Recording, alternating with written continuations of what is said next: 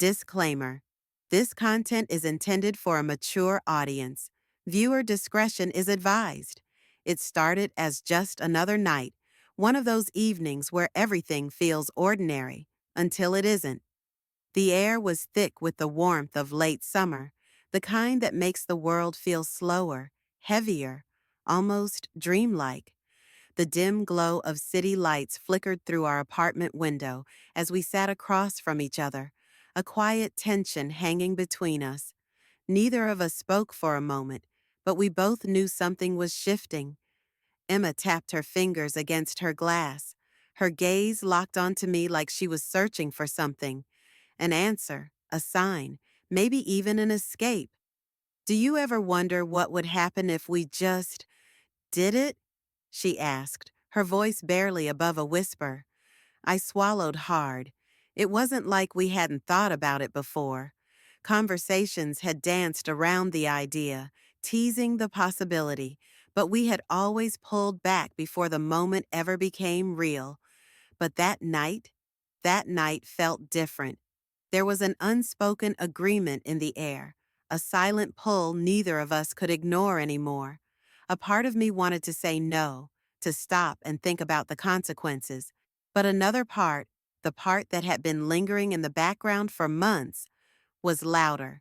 It whispered that we had already come too far, that pretending we could go back to how things were before was just a lie we told ourselves to feel safe. Emma leaned in, her breath warm against my skin. If we do this, she said, her voice steady but her eyes uncertain, there's no undoing it. I knew she was right. We both did. And yet, neither of us moved away. The clock on the wall ticked, the seconds stretching into something heavier, something irreversible.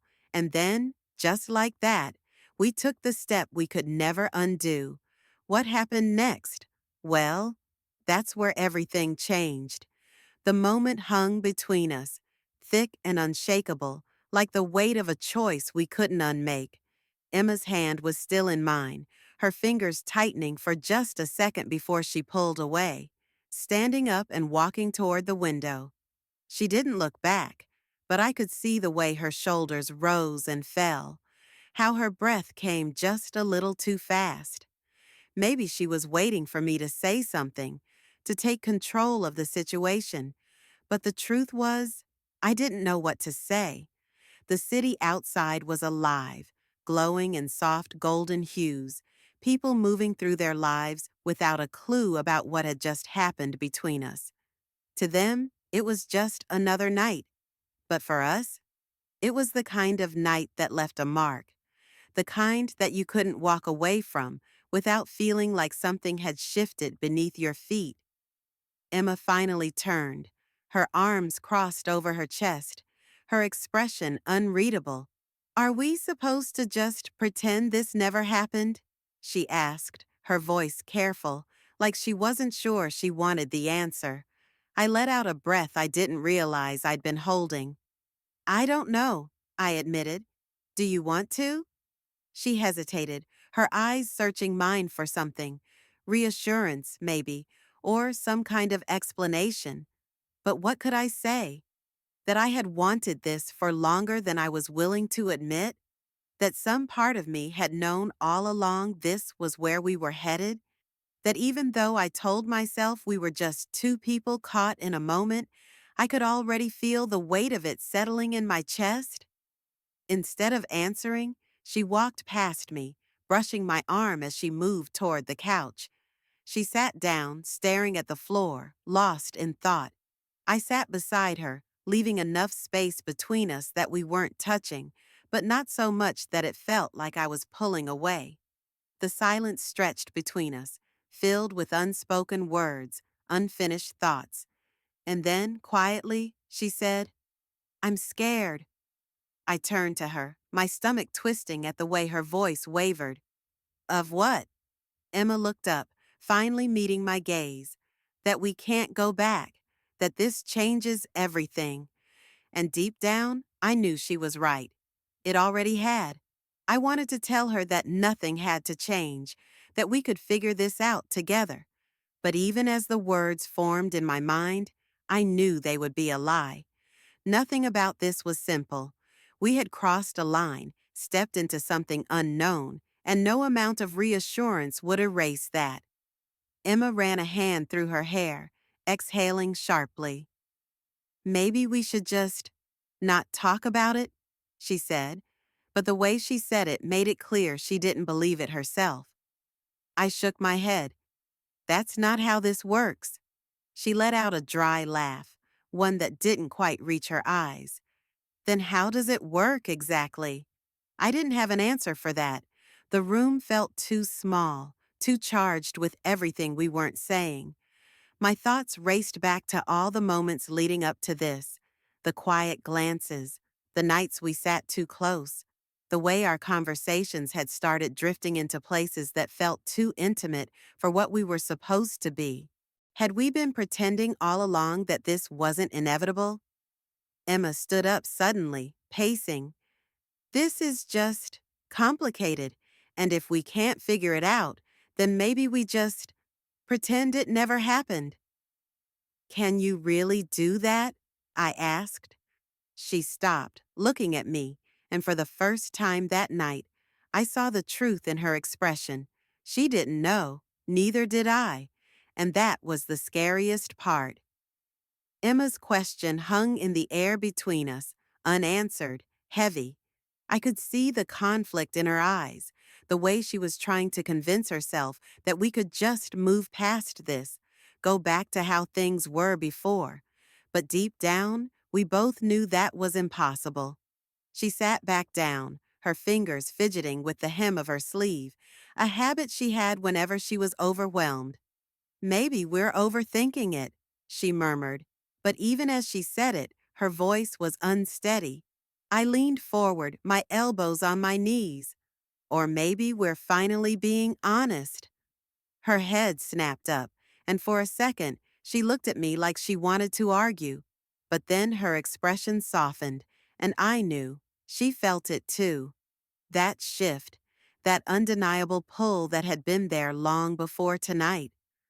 The room felt too quiet, the weight of our choices pressing down on us. Every second that passed without a decision only made the tension sharper, more unbearable. Then Emma's phone buzzed on the table, the sudden sound shattering the silence. She grabbed it quickly, her face tightening as she read the screen. "Who is it?" I asked, my voice careful. She hesitated. "It's just nothing. I should probably go."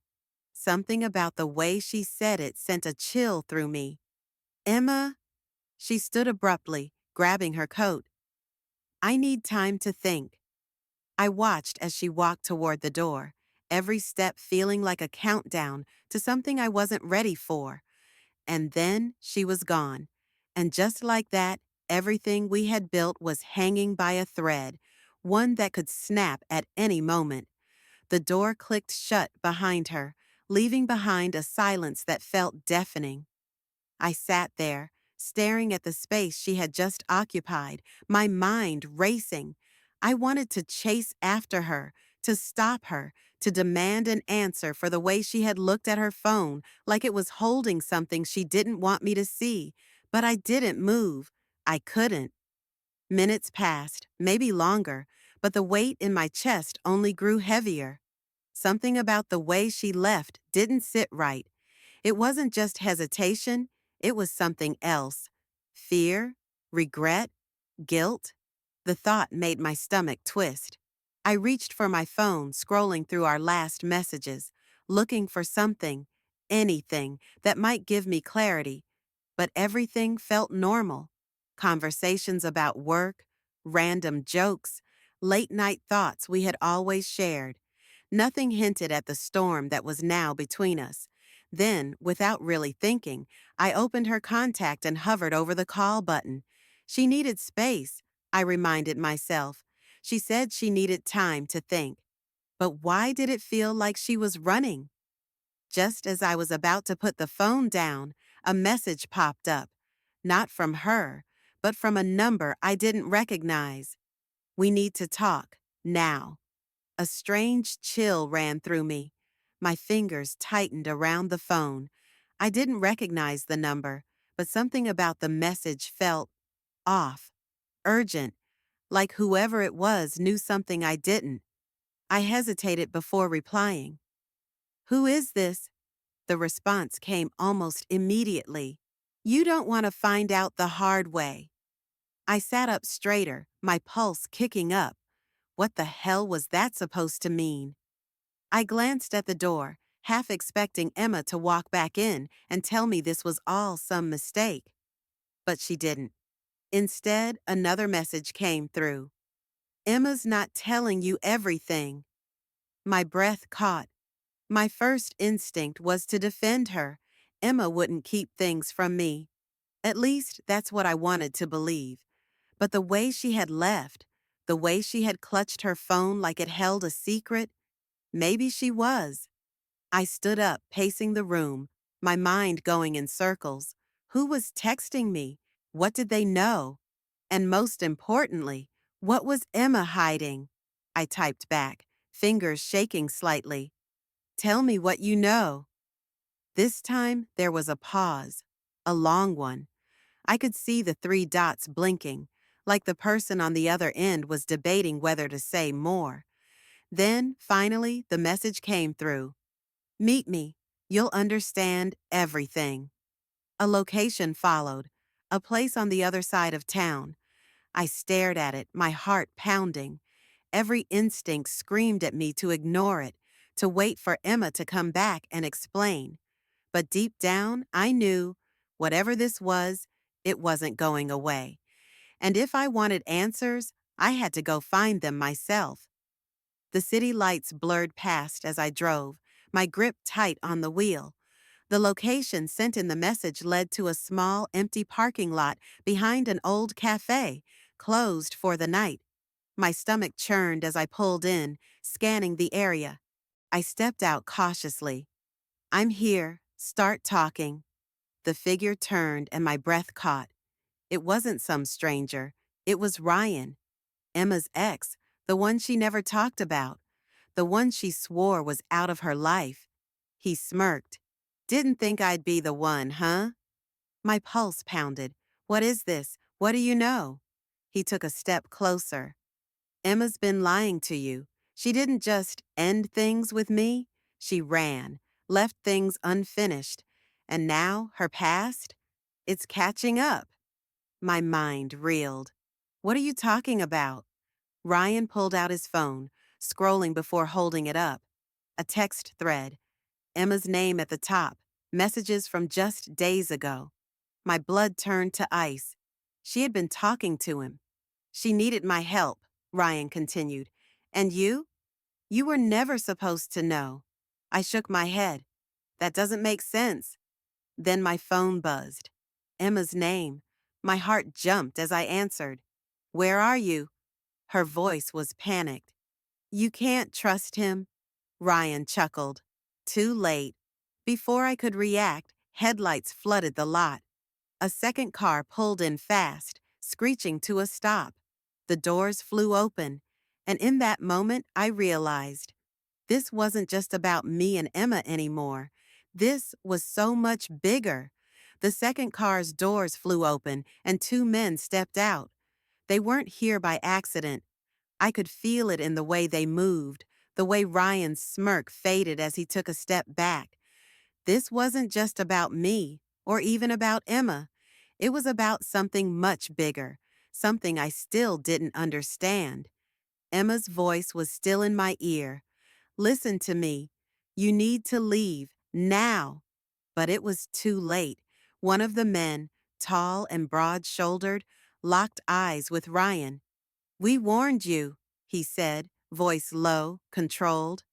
Ryan's fists clenched. "I didn't tell him anything." I turned to Ryan, my heart racing. "What is going on?" But before he could answer, the man stepped forward. "This isn't your problem. Walk away." I wanted to. Every instinct told me to.